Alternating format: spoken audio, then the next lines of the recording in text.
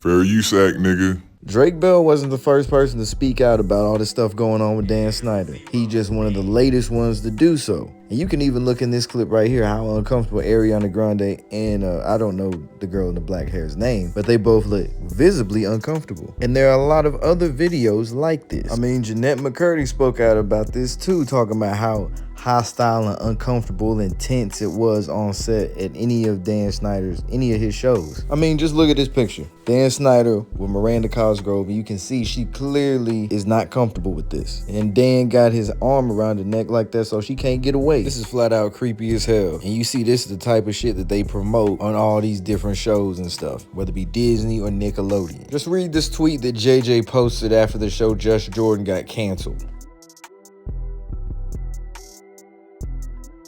And there's also this tweet. Show didn't even make it to season 3 and they was already trying to get him to sell out. A damn shame these producers / directors and any other adult behind these kids shows need to be investigated thoroughly.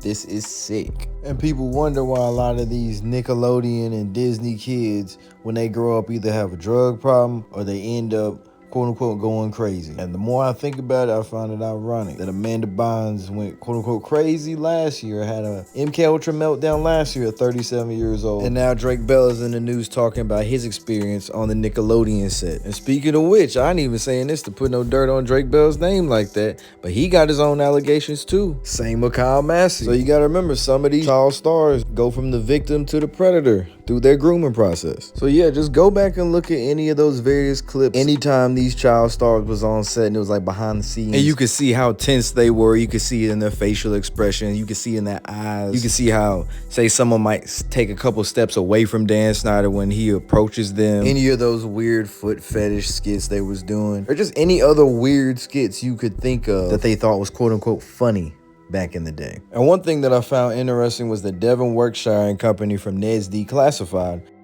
were making fun at Drake for calling out the conditions of what was going on Nickelodeon set, talking about they didn't experience that, quote unquote. They was making a reference on about get back in the hole. And in the midst of them laughing about this whole sick joke, someone on the live pointed out that they were in on it. And I found that very interesting, and right on cue, they tried to play it off like they weren't.